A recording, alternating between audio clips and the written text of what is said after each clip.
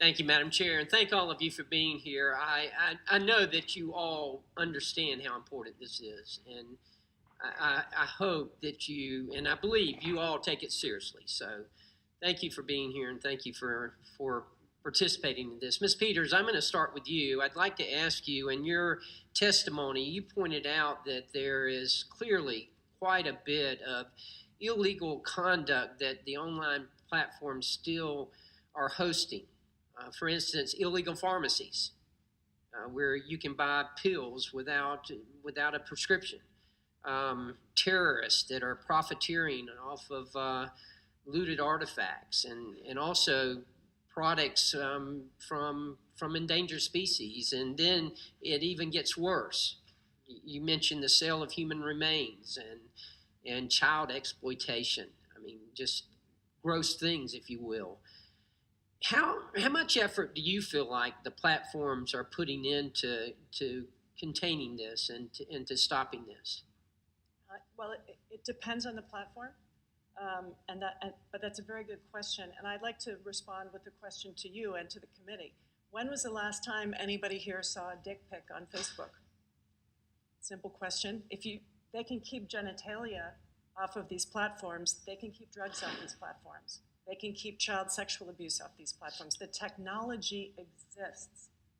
These are policy issues, whether it's the policy to allow the video of Nancy Pelosi on, or the policy to allow pictures of human genitalia. I get it. I understand. Let me ask you this. Do you ever go to them and meet with them and express this to them? Absolutely. And how are you received? We are typically told that the firm has quite intelligent people working on it, that they're creating AI, and that in a few years that AI is going to work. And when we've presented evidence of specific identifiable crime networks and terror networks, we've been told that they'll get back to us, and then they don't. That's happened multiple times. Are you ever told that they don't want to meet with you? No, we've usually gotten meetings or calls. So you feel like you feel like you got a good relationship, and do you feel like the effort is being put forth? I don't feel like effort is being put forth. I feel like... You see, that's where I struggle, because I don't want I'm doing my best to keep the federal government out of this. I don't want to stifle innovation, and I'm really concerned about that. But at the same time, look, we cannot allow this to go on. This is irresponsible. And if you don't do it, then you're going to force us to do it for you, and I don't want that to happen. I mean, it's just as clear as that.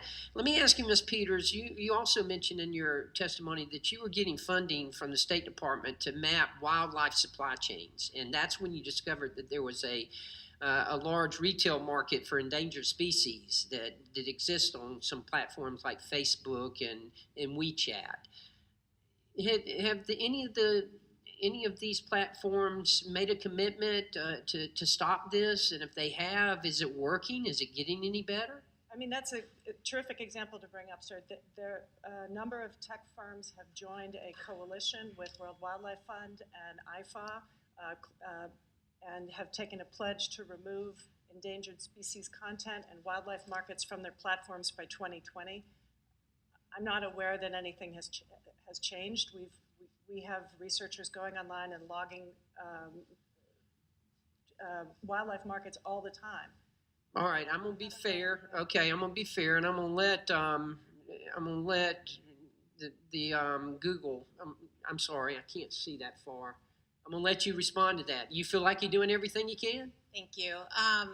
We can always do more. I think we are committed to always doing more. I appreciate that. I know that. I don't need you to tell me that. I need you to tell me we got a plan in place and it's fixed and then stop this. Let me tell you what we are doing in the two categories that you mentioned. So for wildlife, the sale of endangered species prohibited from Google Ads. We are part of the coalition that Ms. Peters mentioned.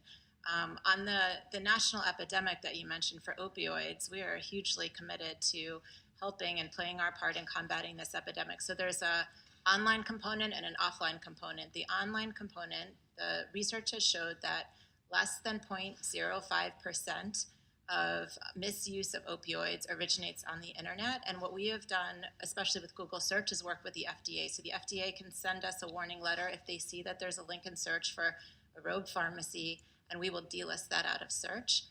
There's a really important offline component too. So we work with the DEA on Prescription Take Back Day. We've featured these places in Google Maps, on CVS.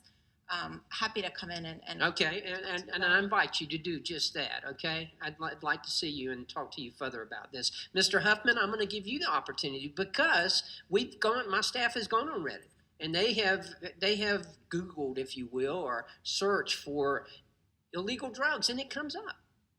And Yes, I sir. suspect you're going to tell me the same thing. We are working on it. We almost got it under control, but it's still coming up. I've got a slightly different answer, if you'll indulge me. First of all, it is against our rules to have controlled goods on our platform, and it's also illegal. 230 doesn't give us protection against criminal liability. We do see content like that on our platform.